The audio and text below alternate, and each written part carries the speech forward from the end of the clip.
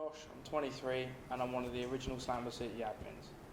Slammer City started back in 2002. It was just me and 10 other mates just messing around on Facebook, sending each other a couple of memes. Got a couple of people started to join the group. It got bigger and bigger and bigger. It's probably got a bit out of hand. It's now in 2015. We've got 49,000 members just sending each other stuff every day. So every day we now get about 100 posts from different members. Some of them rubbish, some of them quite good actually, some of them very funny. The comments, however, on the other hand, are just insane amount of comments. About 3 years ago, I bought an MX-5, had a few modifications to it at the time. Since then, I've spent probably about £3,500 on it. Not to mention probably every single hour under the sun for about the last 2 years. I mean, it's had all sorts of work. I think every single panel on that car has come off at least twice. So, got fed up of driving that every day, so I bought myself a Lexus. I kind of got distracted for the MX-5 and have now spent almost £6,000 on the car. That's after purchasing it. At present time, I think I've spent, over the last 3 years, I've spent nearly 10 grand just on modifications, along with buying the car. So there's two types of people who typically that sort of spend a lot of money or time on cars. The first one is somebody who just does it for a bit of social, bit of a laugh.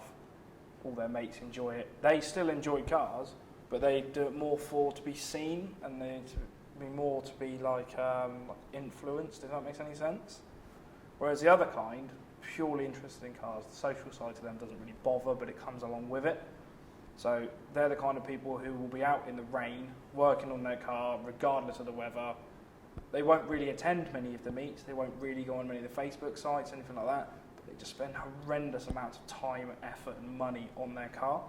Whereas you get the other people, like the original people who are on Slammer City, all the rest of it, who are out there just to discuss and talk about things. Communities everywhere.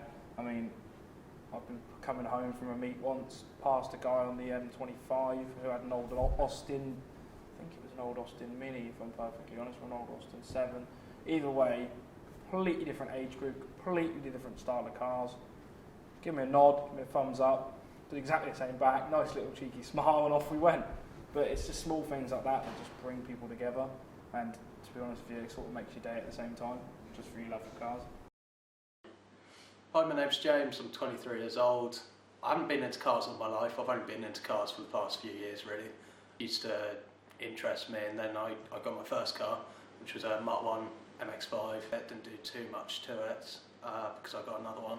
And then I got an E36 328 BMW, which that really sort of started getting me into drifting, which is basically the art of keeping a car in control, out of control. So from that I started learning, I could change this part for this part because it does this, and it was sort of really the learning process of what does what and how it affects a vehicle. It's just really mostly for the learning experience, and I'm quite glad that I've started sort of skimming the top of the iceberg and sort of working out what does what and how I can improve anything. I mean, it's not just cars, I can apply it to different things, and it's quite nice knowing that if I see a problem, I know that I can go up to it and I can try and work out how to get around it using knowledge that I've got from cars. Cars have always been a good way of spending time, learning, and also the best thing about it is the amount of friends that you meet. Most of my friends I have at the moment I know through cars, and I don't speak to that many people that I went to school or college with anymore. It's pretty much everyone I speak to on a daily basis I've met through cars. Most of my closest friends are all into cars, and they're all into exactly the same thing, so I think that's why we get along so well. Spending time working on a car, it can be quite relaxing, it can be really frustrating. I mean, I've skinned my knuckles enough times just from trying to undo a bolt and then having the spanner slip, and you punch something really hard and you didn't mean to. But it's all part of it. It's kind of fun, it's kind of painful. Now I'm at the point where I'm building a 500 horsepower competition car, which is a bit stupid really when you think about it. My name's Ryan. I'm 22 years old and I'm from Rotherham. This is my Honda Integra Type R. It's 2002. It was imported from Japan to England in 2012. From when I was young, I used to just be playing with Hot Wheels all day on, in the living room. And my mum used to try and chuck a football in front of me. I'd just kick it away and play with cars.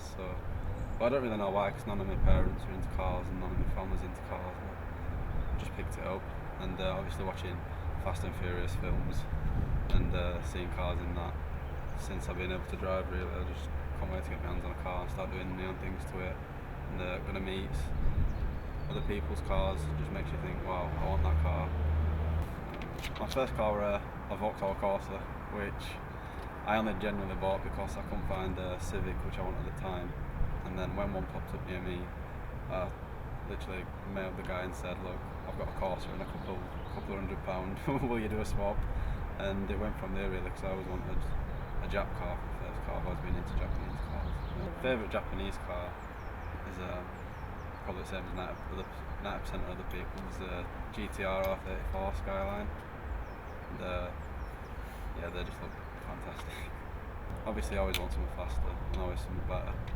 So I kept that for about a year, and then since then I've had 8 or 9 Hondas. I don't know what to get next after this. Well, I think I'll be keeping this for a bit longer. You do get bored.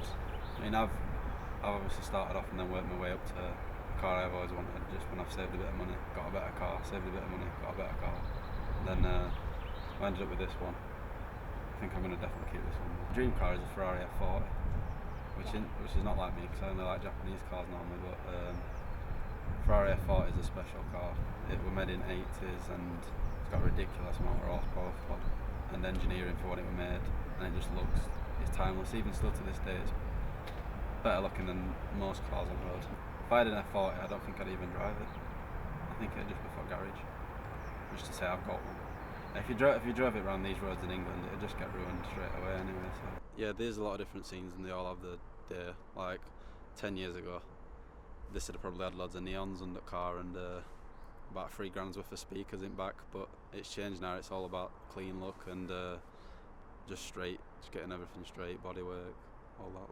I met quite a lot of people through cars, quite a lot of my mates actually, and that's just literally from going to meets and being mutual friends with someone who's got this car or that car, and you've seen them about, and then you just ended up being mates really because you've got the same interests. But I think that's the same with any hobby. It doesn't matter what you do. Obviously, if you meet someone who's got the same interests as you, then you're straight away chatting, oh look at me, I've got this and that, and it's mutual interest. I sort of met my girlfriend through cars because she worked at the same place as me, and obviously everyone these days adds each other on Facebook, gets talking, and I just scrolled down a wall one day and got loads of videos of Nissan GTRs, and just got talking to her and she said, oh, that's her favourite car and that, and shown her mine, she liked it. But I'm not saying she goes out with me for my car, she doesn't at all, but yeah, she likes cars just as much as I do, to be honest, which is always good. Most memorable moment I've had in a car, I went to a Honda show in near London, it's called South Mims. On the way back, my tyre blew out on motorway about 70 mile an hour and pulled up on a hard shoulder, and I couldn't change tyre because I didn't have my locking wheel nuts. We had to pull into services, and none of us had a phone charged, so we couldn't get any contact with anyone. We had to walk about 5 miles to the nearest village just to knock on a random person's house for some charge. Tried finding my mate's dad, but he'd had a drink to come and get us, so we literally stranded in services for 18 hours, and that were on a Sunday night. And the Monday morning following, my mate had an English exam. He ended up missing it because we broke down, and when we finally did get home, I found locker wheel nuts in my boot, but I ain't told him to this day yet. Just for being a boy racer by older people, I think, because they don't understand it, they just think it's a loud car and it's going 80 mile an hour everywhere, and but it's a big argument between boy racer and car enthusiast these days. My mum and dad hate car because I wake them up every morning at like 6 o'clock with exhaust. Everyone my age seems to like it as well, so I think it's just a youth kind of thing. Continuing to later life because I ain't got another hobby really, as sad as it sounds. Like, if I lost cars, I won't know what to do with myself, and I'll just be sat in the house bored. So